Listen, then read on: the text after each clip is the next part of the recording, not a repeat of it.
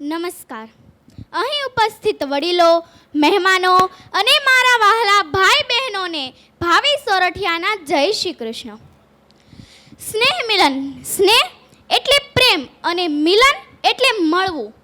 જેની સાથે આપણો ગાઢ સંબંધ હોય તેમને મળવું, કે પછી અજાણ્યા હોય છતાં પણ આપણા હોય તેમની સાથે પ્રેમ ગુથવાવવો.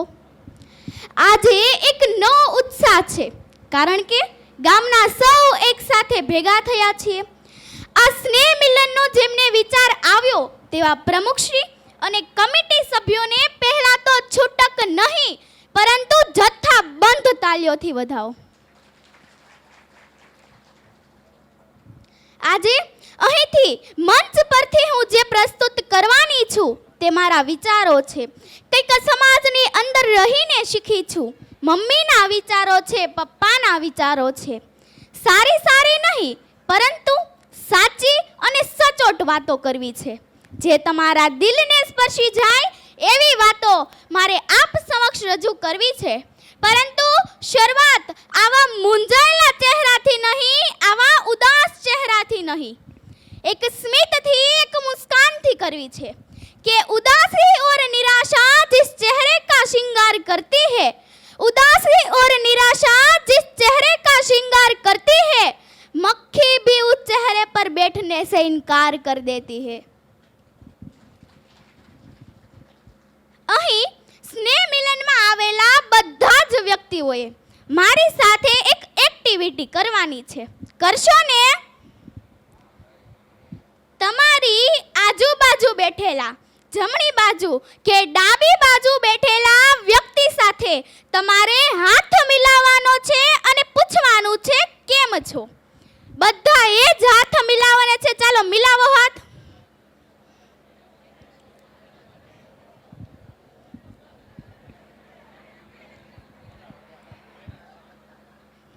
અને હવે તમને જવાબ મળી ગયો હશે કે મજામાં. અને હવે તેમને કહો કે આભાર, આભાર તમારો કે તમે આપણા જ કાર્યક્રમમાં સમયસર આવી ગયા. હવે ખડખડાટ હસવાનું છે. બધા એ જ હસવાનું છે. આપણો જ પરિવાર છે. આપણે ક્યારેક ફોટો પાડીએ કે સેલ્ફી લઈએ તો મૂંઝાયેલા ચહેરાથી ફોટો પાડીએ છીએ નહીં ને, એક સ્માઇલથી ફોટો પાડીએ છીએ ને. जो थोड़ा मुस्कुराने से फोटो अच्छी आ सकती है, जो थोड़ा मुस्कुराने से फोटो अच्छी आ सकती है, तो जिंदगी भर हंसो माय डियर फ्रेंड्स, जिंदगी क्यों न अच्छी बन जाए. એક માજીને રાત્રે એવું સપનું આવે છે કે તેમના પેટમાં સાપ ઘૂસી જાય છે. સવારે ઉઠે એટલે તેમને ઘણા બધા વિચારો આવવા લાગે છે કે શું સાચે જ મારા પેટમાં સાપ ઘૂસી ગયો હશે કે મને સપનું આવ્યું હશે.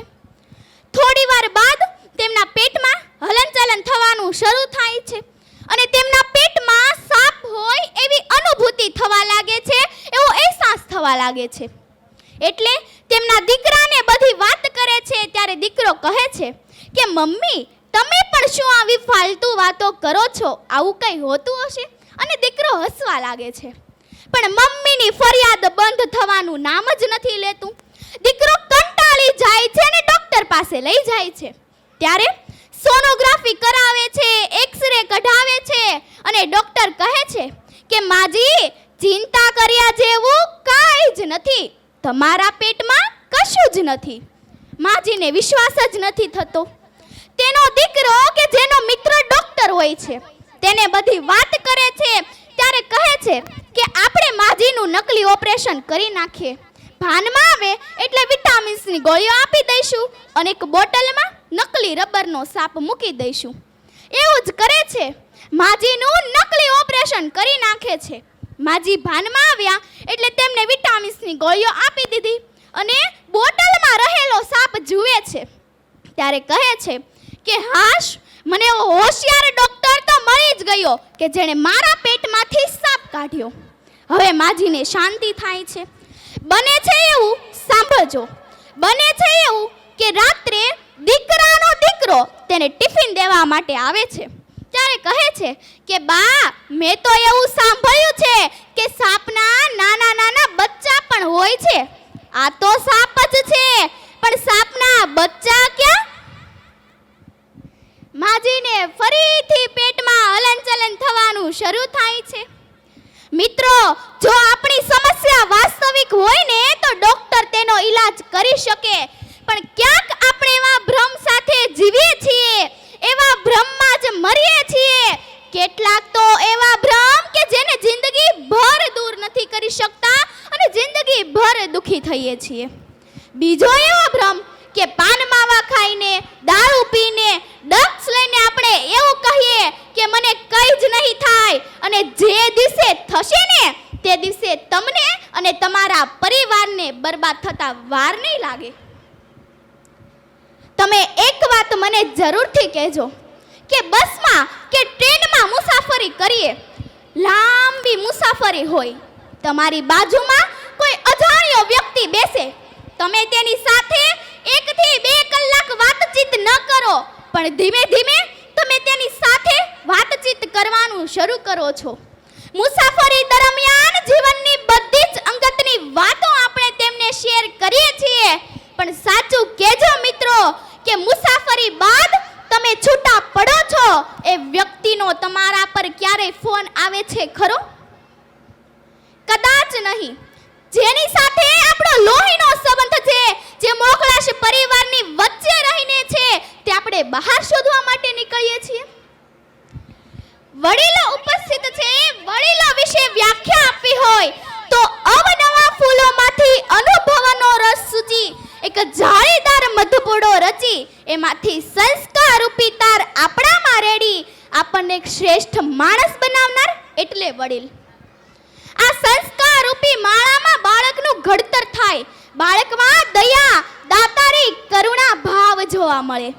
ભાગ્યશાળી એ લોકો છે કે જે પોતાના પરિવાર સાથે સ્નેહ સેતુથી જોડાયેલા છે. આચાર સુજનતા શીખવે માતા, પિતા શીખવે વ્યવહારને શિસ્ત. આચાર સુજનતા શીખવે માતા, પિતા શીખવે વ્યવહારને શિસ્ત.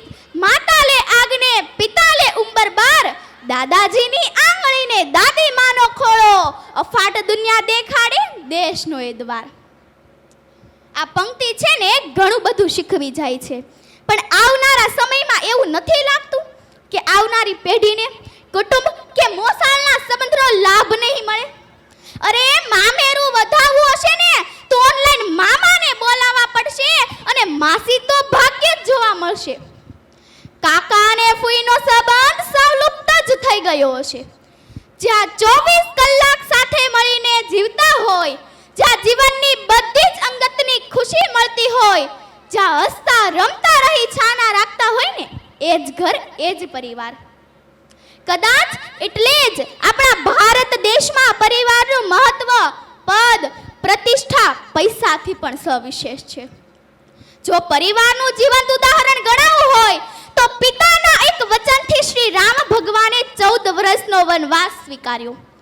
પતિના સુખ દુઃખ માટે સીતાજી સાથે રહ્યા, ભાઈની સેવા માટે લક્ષ્મણજી સાથે રહ્યા, તો ભરતજી અને ઉર્મિલાનો ત્યાગ પણ ક્યાં ઓછો હતો. જ્યાં જતો કરવાની ભાવના હોય ત્યાં હંમેશા રામાયણનું જ નિર્માણ થાય. જ્યાં જતો કરવાની ભાવના હોય ત્યાં હંમેશા રામાયણનું જ નિર્માણ થાય, અને જ્યાં મારું મારું પડાવી લેવાની ભાવના હોય ને મિત્રો, ત્યાં હંમેશા મહાભારતનું જ નિર્માણ થાય. મિત્રો, એકલા દુખી થઈ શકાય પણ સુખી ક્યારે એકલા થઈ શકાતું નથી. સુખ સમસ્તમાં છુપાયેલું છે. આપણે પોતાના કામમાં એટલા વ્યસ્ત રહીએ, પોતાના પરિવાર સાથે એટલા મસ્ત રહીએ કે દુખી થવાનો સમય જ ન મળે. રાત્રે સુવો તો સંતોષથી, રાત્રે સુવો તો સંતોષથી, અને સવારે જાગો ને તો સંકલ્પથી. જિંદગી કેટલી છે કોને ખબર? કયું પંખી ક્યારે ઉડી જવાનું કોને ખબર? જીવી લો થોડા પણ પ્રેમથી પરિવાર સાથે, જીવી લો થોડા પણ પ્રેમથી પરિવાર સાથે. આ શ્વાસ ક્યારે દગો દઈ દે કોને ખબર? અહીંયા ઘણા લોકોને એવું થતું હશે કે આટલી નાની ઉંમરમાં પણ મિત્રો, ખેલાડીઓ રમત રમતા હોય ને એના કરતા પર જુનારાને વધુ જ્ઞાન હોય છે. હું તો એ ઉત્પન્નમાં ખીલતું ફૂલ છું જ્યાં દાદા દાદીનો હેત, પપ્પાનો પ્રેમ, ભાઈનો મીઠો ઝઘડો, ભાઈ કાકાનો સ્મિત અને માતાની મમતા બોલે છે. આ સંસ્કાર રૂપી માળામાં ઘડાતી સમજણ રૂપી શબ્દો મને શીખવે છે. પાણીની એક બોટલ લઈએ, કેટલા રૂપિયાની મળે? બધાએ જ મારી સાથે બોલવાનું છે. પાણીની એક બોટલ લઈએ, કેટલા રૂપિયાની મળે? 10 થી 20 રૂપિયાની. એમેઝોન પર ઈ બોટલ મળે 28 કે 30 રૂપિયાની. એમેઝોન પર કેટલા રૂપિયાની બોટલ મળે? 28 કે 30 રૂપિયાની. સુપર માર્કેટમાં ઈ બોટલ મળે 40 રૂપિયાની. અને એ જ બોટલ 5 સ્ટાર હોટલમાં મળે 70 કે 80 રૂપિયાની. અને એ જ બોટલ એરપોર્ટ પર મળે 150 રૂપિયાની. અહીંયા વડીલો બેઠા છે, એવું કહેતા હશે કે હું ત્યાં જઈને શું કામ ખરીદું, ઘરેથી ભરીને જ ન જાઉં. પણ કહેવાનો તાત્પર્ય મારો એટલો જ છે કે બોટલ અને બ્રાન્ડ એક જ છે, પણ સવાલ એ છે એ કઈ જગ્યાએ છે. જે આપણી કિંમત ઓછી અંકાય ને ત્યાંથી આપણે સમયસર જતું રહેવું જોઈએ. એમાં જ આપણી ભલાઈ છે. આપણી કદર કરે એવા સારા મિત્રોની સંગત લેવી જોઈએ. વિદ્યાર્થીઓ ઉપસ્થિત છે ત્યારે મારે કહેવું છે કે સપને વો નહીં જો હमें नींद में आते हैं. सपने वो नहीं जो हमें नींद में आते हैं. सपने वो है जो हमें पूरी रात जगाते हैं. सपने वो है जो हमें पूरी रात जगाते हैं. ડોક્ટર અબ્દુલ કલામ એવું કહે છે કે જીવનમાં સફળ થવા માટે 3 બાબતો યાદ રાખવી જોઈએ. પહેલું, પોતાનું લક્ષ્ય. બીજું, મહેનત કોઈ દિવસ વ્યર્થ જતી નથી અને અસંભવ કોઈ વસ્તુ નથી. મહેનત કરતા રહીએ, ક્યાં તો જીત મળશે, ક્યાં તો જીતવાની રીત મળશે. વૃક્ષ નીચે બેઠેલા ન્યૂટનને ઝાડ પરથી સફરજન પડે અને ગુરુત્વાકર્ષણ બળનો નિયમ શોધે. પેટ્રોલ પંપ પર કામ કરતા ધીરુભાઈ અંબાણીને વિચાર આવે અને પોતાની કાબેલિયતથી થોડા જ વર્ષોમાં રિલાયન્સ ઇન્ડસ્ટ્રી ઊભી કરે. વોલીબોલ પ્લેયર અરુણિમા સ્નેહા કે જેને ચાલુ ટ્રેનમાંથી ધક્કો મારવામાં આવે, જમણો પગ કપાય અને માઉન્ટ એવરેસ્ટને સર કરનાર વિશ્વની પ્રથમ વિકલાંગ મહિલા બને. 999 વખત નિષ્ફળ નિવાડ્યા બાદ એ બલ્બ શોધ્યું Thomas Alva Edison. Ratan Tata, Birla, આપણા યશસ્વી વડાપ્રધાન મોદી સાહેબ, આવા અનેક સુધારકોએ પોતાના સાહસિકતાના બીજ રોપ્યા છે. વિશ્વ ફલક પર એમની નોંધ લેવાય છે, પણ એમની પાછળ એમના સફળતાઓના સંઘર્ષની કહાનીઓ છુપી છે. અને આજે હું પણ જે કંઈ છું તે મારા મમ્મીની મહેનત અને પપ્પાને સાથને જ કારણે છું. અને ત્યારે જ આ મંચ પર રહીને હું મારું વક્તવ્ય રજૂ કરી શકું છું.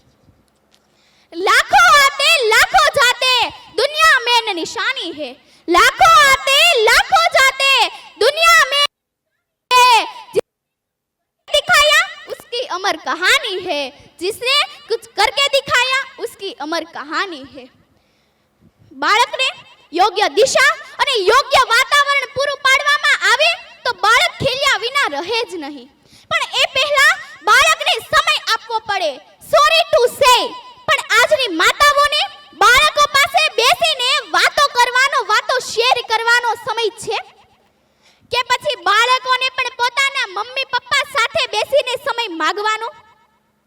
શું આજની માતા જીજાબાઈ બની શકે કે જેણે ગર્ભમાં જ પોતાના બાળકને શૌર્યતા અને વીરતાના ગુણો ગાયા હોય?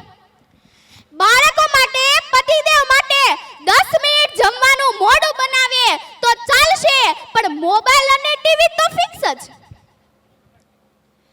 अनुपमा, नागिन के ए रिश्ता क्या कहलाता है, कुछ कुछ होता है આ સિરિયલ જોવામાં અટવાતી, ફેસબુક માં ફસાતી, ઇન્સ્ટાગ્રામ ની રીલ્સ જોઈને અથડાતી અને યુટ્યુબ ના શોર્ટ્સ જોઈને અરખાતી. સમય ખૂબ મહત્વનો છે. જો સમય ચૂકી ગયા તો બધું જ ચૂકી ગયા. Time is very important more than money. એક શાળામાં એક શિક્ષક બધા જ વિદ્યાર્થીને નિબંધ લખવાનું કહે છે. નિબંધનો વિષય હોય છે માં. બધા જ વિદ્યાર્થી ખૂબ સરસ નિબંધ લખે છે, એવું લખે છે કે જેનો હાર્દ મારે તમને કહેવો છે કે હે ઈશ્વર, તું મને આવતો જન્મ મનુષ્યનો આપવાનો હોય ને તો તું મને નહીં આપતો. મારે મોબાઈલ બનવું છે. મારી મમ્મી મને જેટલો પાસે રાખે છે ને એના કરતાં વધુ એના મોબાઈલને પાસે રાખે છે. અને જો તું મને આવતો જન્મ મનુષ્યનો જ આપવાનો હોય ને તો તું મને ઓફલાઈન મમ્મી આપજે કે જે મારી સાથે રમે, મારા અને પપ્પા માટે ગરમા ગરમ નાસ્તો બનાવે. આવી મારે ઓફલાઈન મમ્મી જોઈએ છે. સાંજે પરિવાર સાથે બેસીને એક એવો સમય નક્કી કરો કે દિવસ દરમિયાન બનેલી બધી જ વાતોને શેર કરો. વાર્તા વાંચો, મોટિવેશન વિડિયો જુઓ. આ સમયનો સદઉપયોગ છે. વડીલો ઉપસ્થિત છે, બાળકો ઉપસ્થિત છે, ત્યારે મારે કાલ્પનિક વાર્તા આપ સમક્ષ રજૂ કરવી છે કે એક લોખંડની દુકાન અને સોનીની દુકાન બંને બાજુમાં હતી. એક દિવસ લોખંડનો ટુકડો ઉછળીને સોનાની ભઠ્ઠીમાં પડ્યો. સોનાના ટુકડાને લોખંડના ટુકડાને પ્રશ્ન પૂછવાનું મન થયું અને પ્રશ્ન પૂછે કે લોખંડભાઈ, ભઠ્ઠીમાં નાખી લુહાર તમને ટીપે છે અને ભઠ્ઠીમાં નાખી સોની મને ટીપે છે. જો તમને વેદના થાય છે તો મને કાંઈ ઓછી વેદના નથી થતી, પણ હું કોઈ પણ જાતનો અવાજ કર્યા વિના ચૂપચાપ તેનો માર ખાઈ લઉં છું. પણ તમે તો માર ખાતા ખાતા કેટલોય અવાજ કરો છો, આવું કેમ? ત્યારે લોખંડની આંખમાંથી આંસુ આવી જાય છે ને કહે છે કે તમને હથોડીનો માર પડે છે એ વાત સાચી. તમને હથોડીનો માર પડે છે એ વાત સાચી, પણ તમને મારનારો તમારો જાત ભાઈ નથી. જ્યારે હથોડો મારા પર તૂટી પડે છે ને એ મારો જાત ભાઈ છે. બહાર વાળા મારી જાય ને તો વેદના હજી સહન થઈ જાય, પણ મારનારો ઘરનો જ હોય ને એનો ખ્યાલ આવી જાય ને તો વેદના અસહ્ય બની જતી હોય છે.